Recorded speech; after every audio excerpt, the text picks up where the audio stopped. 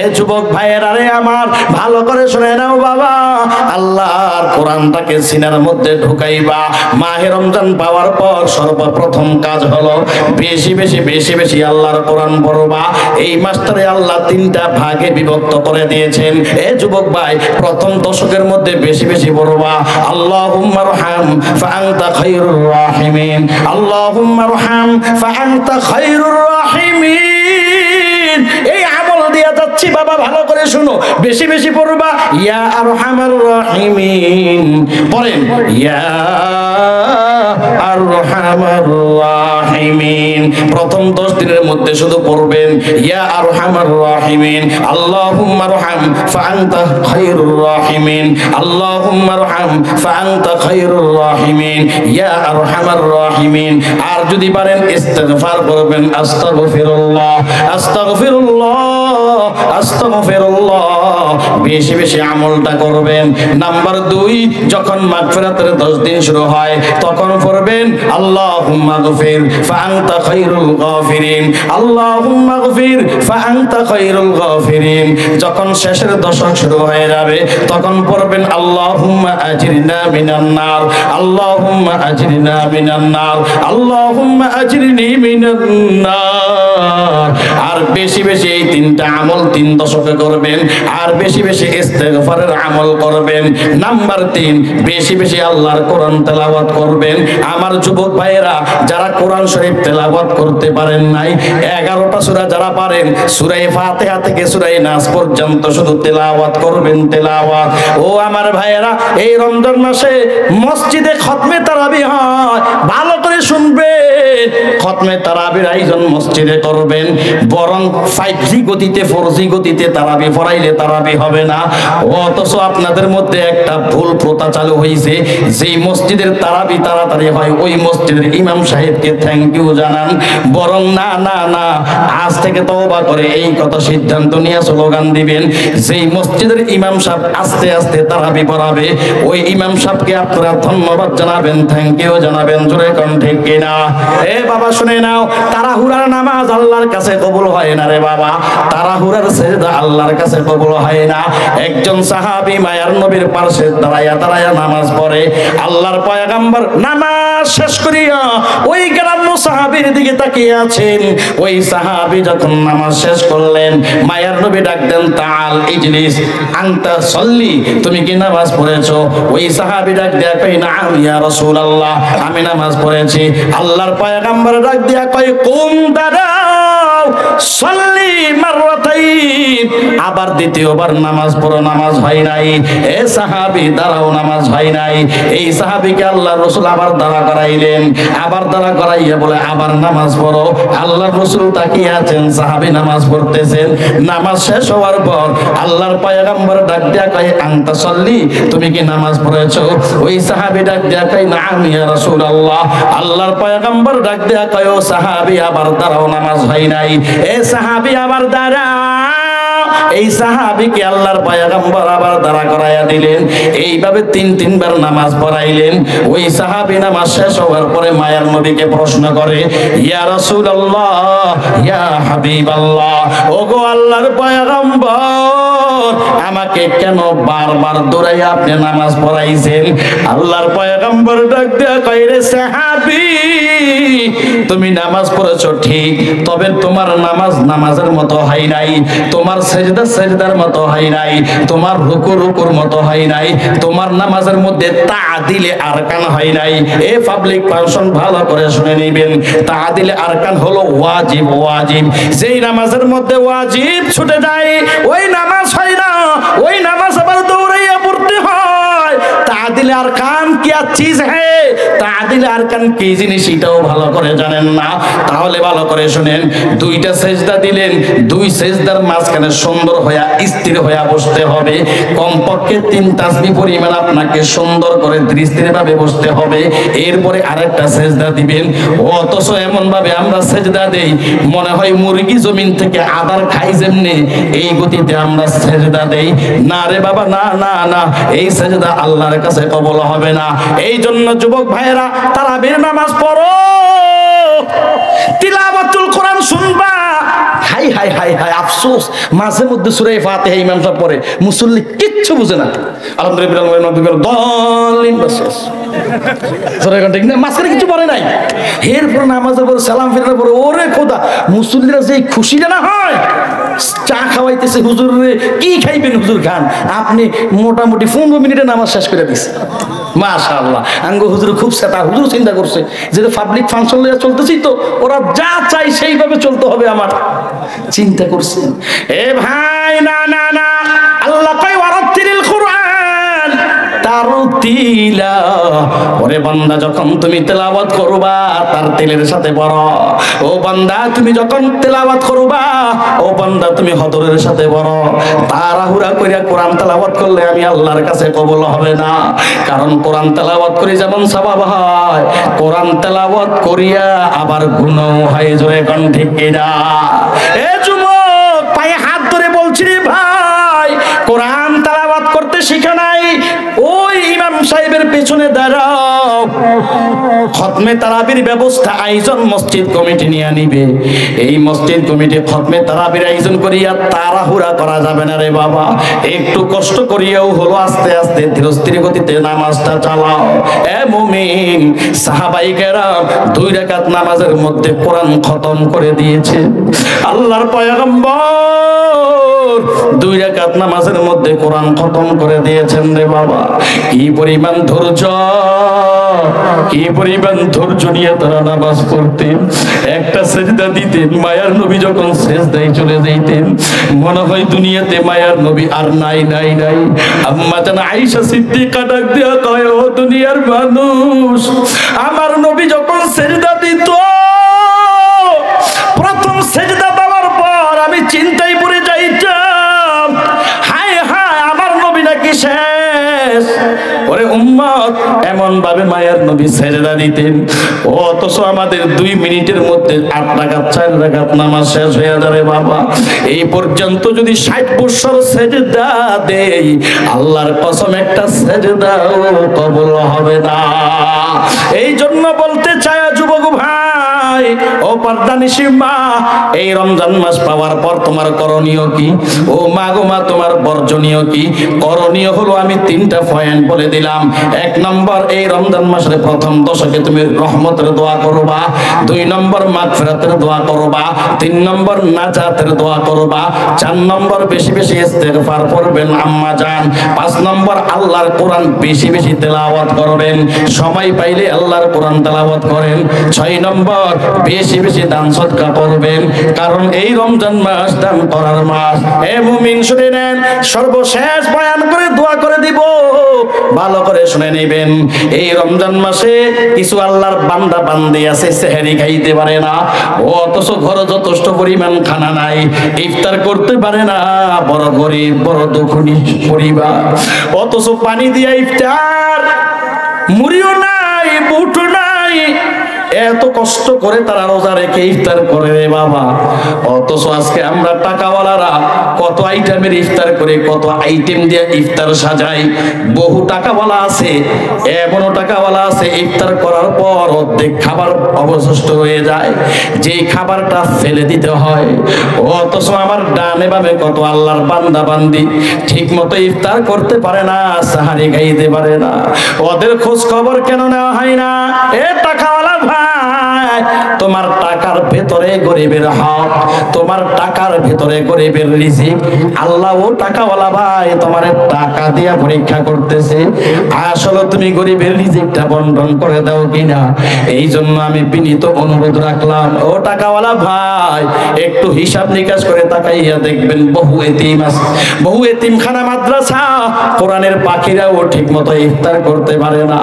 একটু খোঁজ খবর নিয়ে ইফতার করাইবেন, এত সম্মান আল্লাহ আপনাকে বাড়ায়া দিবে, এত সম্মান আল্লাহ বাড়ায়া দিবে।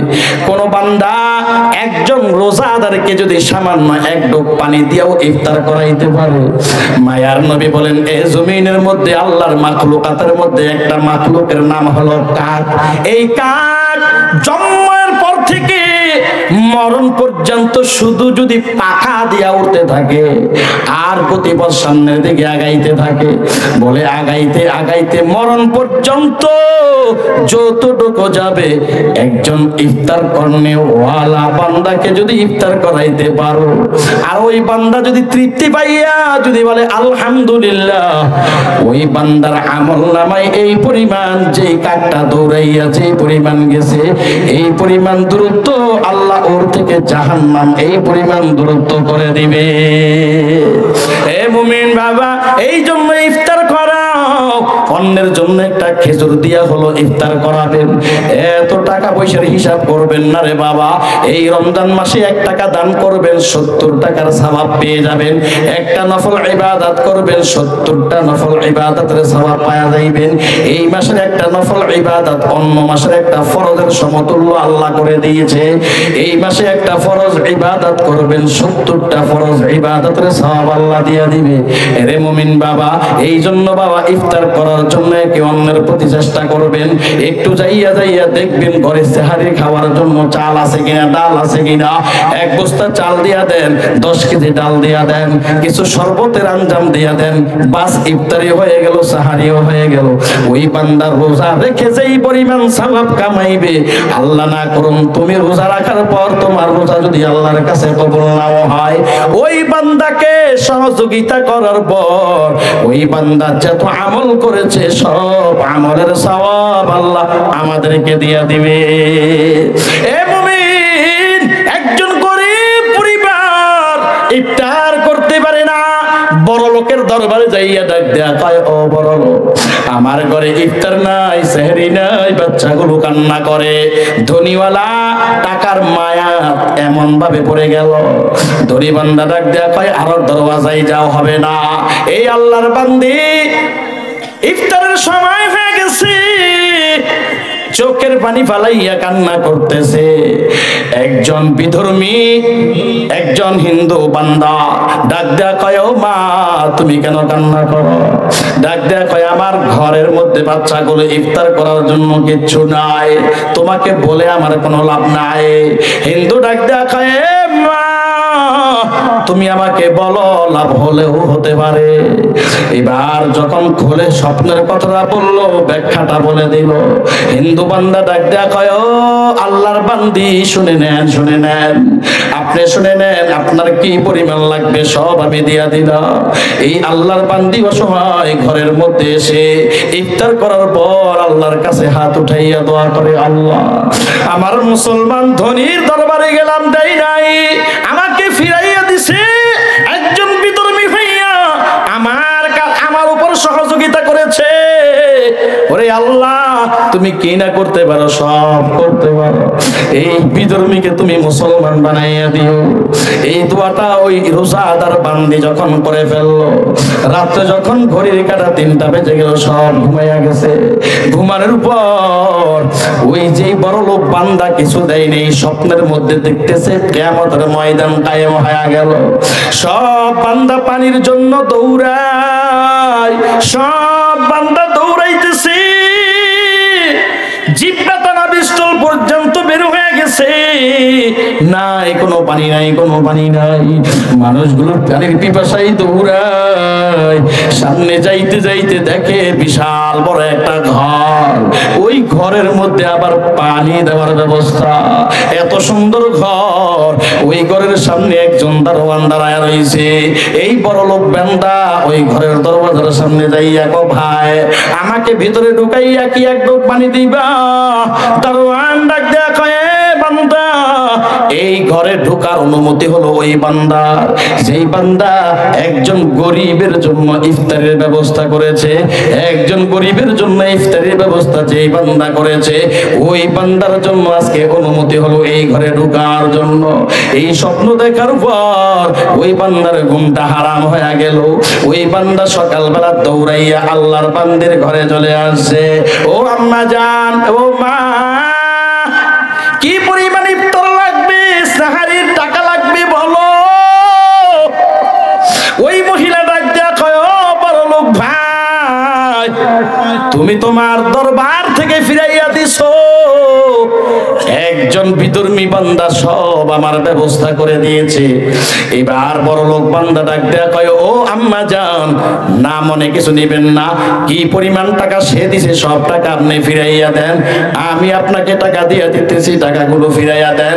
এই আল্লাহর বান্দি টাকা লইয়া যখন ওই বিধর্মীর কাছে চলে গেল, বিধর্মী ডাক দেয়া কয়, ও বান্দি শুনো, আমিও স্বপ্নের ভিতরে দেখেছি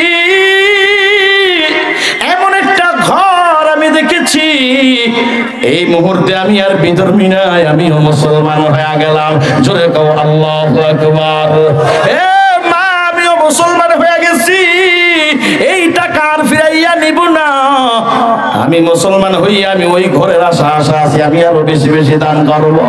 ও টাকাওয়ালা ভাই, টাকাওয়ালা ভাই, টাকা নিয়ে কবরে যাইতে পারবেন না। এই মাহে রমজান শুধু সীমিত একটা মাসের জন্যই রে বাবা। ও অথচ কত গরিব অসহায় আল্লাহর বান্দা বান্দি ঠিক মতো ইফতার পায় না, এদেরকে দেখে দেখে খুঁজে খুঁজে ইফতারের ব্যবস্থা করে দেন, সাহারির ব্যবস্থা করে দেন।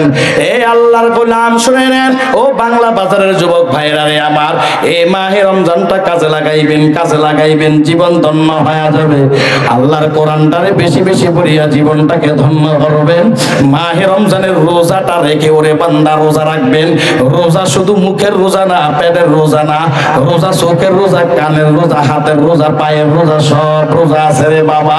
আজকে আমরা রোজা রেখে দুনিয়ার আকাম কুকাম একটাও বাদ দিনে সব করি।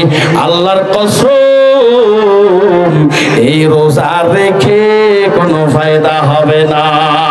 এরে মুমিন শুনে নেন, হাদিসে কুদসি আল্লাহর রাসূল বলেন, আস-সাওমু লি ওয়া আনা আজজি বি।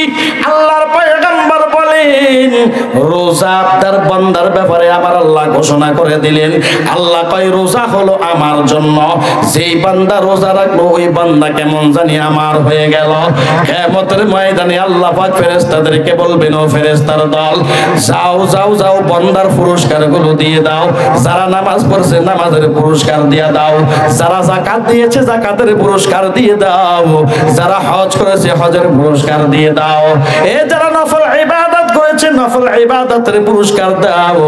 তবে একদল বান্দা যারা সায়েম রোজাদার, ওদের পুরস্কার তোমরা হাত দিয়া দিবা না, এই বান্দাগুলাকে সিরিয়াল দিয়া দাঁড়া করায়া দাও। ফেরেশতা বলে, আল্লাহ এদের পুরস্কার দিবে কে? আল্লাহ তাআলা ডাক দেয়া কয়, ও ফেরেশতার দল, এই রোজাদার বান্দার পুরস্কার তোমাদের হাত দিয়া দেওয়া হবে না, এই বান্দাদের পুরস্কার স্বয়ং আমি আল্লাহ কুদরতি নিজ হাত দিয়া দিয়া দেবা। রোজাদারের রোজার পুরস্কার স্বয়ং আল্লাহ, আল্লাহ কুদরতি নিজ হাতে নিয়েছেন। ভাইরা আমার, মাহে রমজানের রোজাটা রেখে টিভির দিকে আর তাকাইয়েন না, আর ইউটিউব চালু করে সোনা বন্ধের গান শুনবেন না, কোনো ফায়দা হবে না। কানের রোজা আছে, কানের রোজা। অথচ সাহারি পর্যন্ত তারাবিও পড়ে না, সাহারি পর্যন্ত সজাগ থাকে আর হিন্দি গান শুনে সোনা বন্ধের গান গায়। আছে না? না। সেহরি খাইয়া তো ঘুমায়, ফজর গেল কই, জোহর গেল কই, কিসের রোজা রাখছো?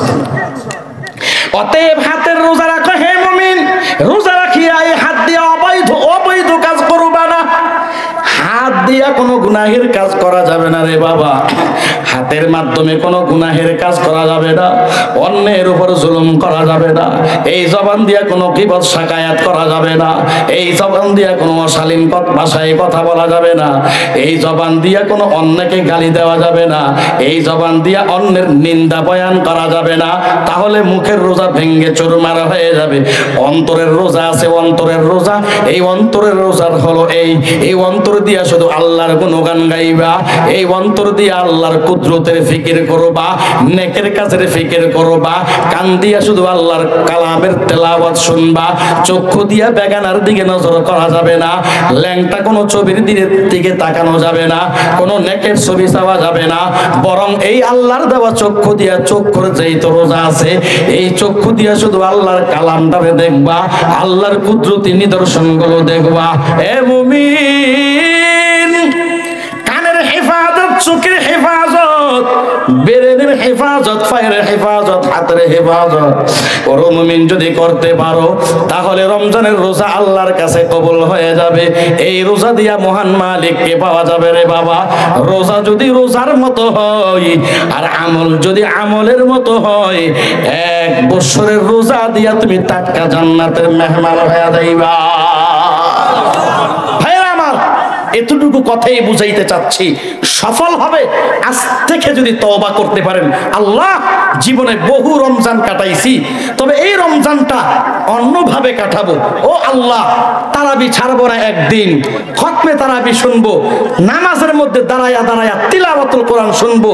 যদি বেশি সমস্যা হয় সূরা তারাবি হলেও পড়বেন, তারাবি পড়বেন, তবে দ্রুত গতিতে নয়, আস্তে আস্তে তারাবি হবে, সুন্দরভাবে হবে।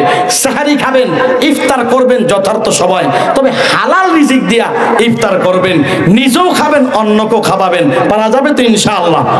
বাংলা বাজারের মানুষ, আপনাদের হৃদয় অনেক বড়, আপনাদের মনটাও অনেক বড়। এই ইন্তেজামিয়া মাহফিল কমিটিটাও, ওদের অন্তরটাও আকাশচুম্বী। দেখেন, এত বিশাল ঝড় তুফানের মধ্যেও তারা চিন্তা করে যে আমাদের এই মাহফিল বাদ দেওয়া যাবে না, মরণ পর্যন্ত আমরা এটা অব্যাহত রাখবো। এমন একটা সুন্দর আয়োজন তারা কায়েম করে যাচ্ছে। তারা চলে যাবে ঠিক, তাদের প্রজন্ম এসেও দেখবে আমার বাপ দাদারা তো এই মাহফিল করেছে, যাত্রার গান করে নাই।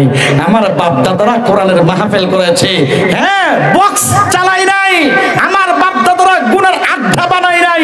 আমার বাপ দাদারা কোরআনের তাফসীর দিয়া মানুষকে আহ্বান করে আল্লাহর পথে, দ্বীনের দাওয়াত দিয়েছে, ইসলামের দাওয়াত দিয়েছে। ইসলামের পতাকা কিভাবে উড্ডীন করা যায়, সমাজের মধ্যে ইসলামী হুকুমত কিভাবে কায়েম করা যায়, এইভাবে মানুষকে দাওয়াত করেছে। ওই প্রজন্মগুলো এইভাবে কিয়ামত পর্যন্ত এইভাবে, এদের পরে এইভাবে, এদের পরে এইভাবে মানুষগুলাকে হক পথে, হকের পথে, কোরআনের পথে মানুষগুলাকে আহ্বান করবে। জোরে কও ঠিক কিনা? অতএব আমি ধন্যবাদ জানাই, অন্তর থেকে ধন্যবাদ জানাই আমার মাহফিল কমিটিকে, ধন্যবাদ জানাই আজকের মাহফিলের সম্মানিত প্রধান অতিথি সভাপতি সাহেবকে, এই এলাকার হাজার মানুষের মাটিও মানুষের নেতা, অন্তরটা অনেক বড়। আরেকটা মাহফিলে আমার সাথে মোলাকাত হয়েছে, আমি দেখেছি অনেক নেতা দেখেছি, কিন্তু ওনারা কি করে জানেন, একদম শেষ মুহূর্তে আসে অথবা শুরুতে আসে, আইসা তো হুজুর 5টা মিনিট সময় দেন। উনি 5টা মিনিট সময় দিয়ে বক্তব্য দিয়ে আস্তে করে দিয়ে গেল। বয়ান কি শুধু পাবলিকের জন্য নাকি নেতাদের জন্য? আরো জোরে কর, আরো জোরে কর। বয়ান সবার জন্য। তবে আমি আমার ভাইকে, এই সম্মানিত চেয়ারম্যান সাহেব জাকির হাওলাদার সাহেবকে আমি উদারত অন্তর থেকে ভালোবাসা দিয়ে এই কথাটা বলছি। আমার ভাই এমন নেতা, উনি বয়ানের শুরু শেষ পর্যন্ত সব শুনতেছে, শুনবে, বাস্তবায়ন করবে। একসাথে এই যাত্রীদেরকে নিয়ে, এই প্রজাদেরকে নিয়ে, এই শ্রোতাদেরকে নিয়ে একসাথে চলার মতো একজন সুপারম্যান হচ্ছে আমাদের জাকির হাওলাদার। জোরে কও ঠিক কিনা? এমন একজন নেতা যদি সমাজে থাকে, আল্লাহ শকর, এই সমাজের মধ্যেই ইসলামী হুকুমত কায়েম হতে পারে। জোরে কোন ঠিক কিনা? তো ভাইরা আমার, আমি সকলকে অন্তর খুলে ধন্যবাদ জানাচ্ছি। আমিও ক্লান্ত শরীর নিয়ে এই মাহফিল করতে করতে অক্টোবর থেকে আজকে হচ্ছে ফেব্রুয়ারি 27, তার মানে এই ভোলার প্রোগ্রাম আজকেই শেষ। এই আপনাদের প্রোগ্রাম দিয়ে ভোলার প্রোগ্রামের সমাপ্তি ঘটলো। আগামীকালকে জুমার নামাজ পড়াবো ঢাকা। দেখেন, আসছি ঢাকা থেকে বহু ক্লান্ত শরীর নিয়ে, আবার যাবো এই রাত্রের বেলা। আল্লাহ যদি সিহাত এবং আফিয়ত দান করে, আল্লাহ যদি নিরাপত্তা দান করে, তাহলে কেবলমাত্র যেতে পারবো। আপনাদের ভালোবাসা নিয়ে, আমাদের বড়দের মুহাব্বতের ভাইদের ভালোবাসা নিয়ে এখানে এসেছি, আল্লাহ নিয়ে এসেছে। আমি সকলের কাছ থেকে দোয়া চাই, সকলে দোয়া করবেন। আমিও আপনাদেরকে ধন্যবাদ জানাইয়া আপনাদের জন্য দোয়া করি।